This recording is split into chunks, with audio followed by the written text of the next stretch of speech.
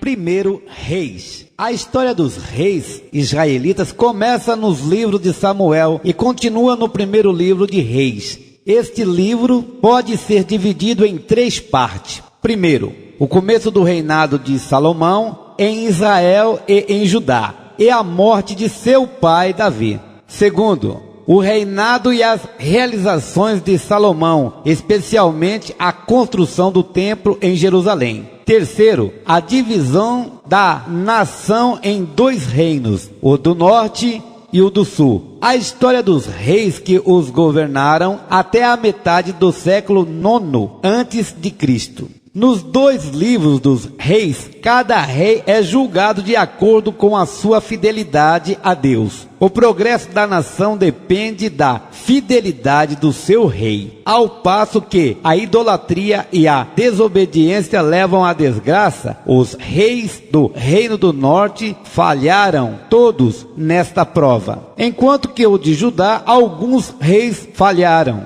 e outros não. No primeiro livro dos reis aparecem os profetas de Deus, homens corajosos que falavam em nome dele e que diziam ao povo que não adorasse ídolos, nem desobedecessem a Deus. Especialmente notáveis são Elias e a história da sua discussão com os profetas de Baal. Capítulo 18. Conteúdo do livro.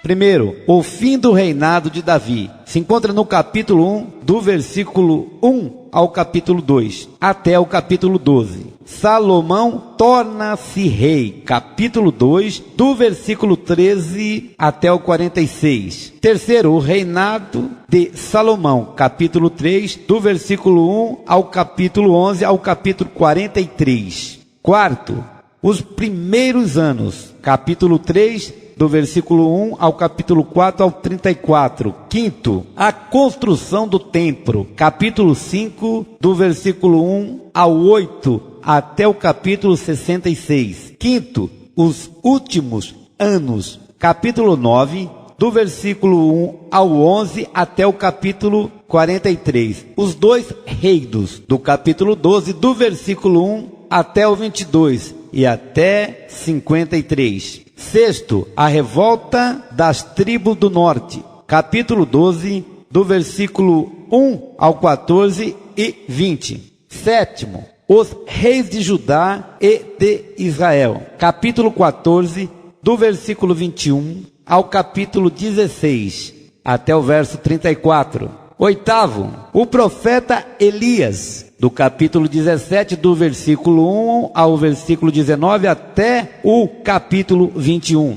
Nono, o rei Acabe, capítulo 20, do versículo 1 ao capítulo 22, até o verso 40. Décimo, Josafá e Acasias, capítulo 22, do versículo 41 até o 53. Amém?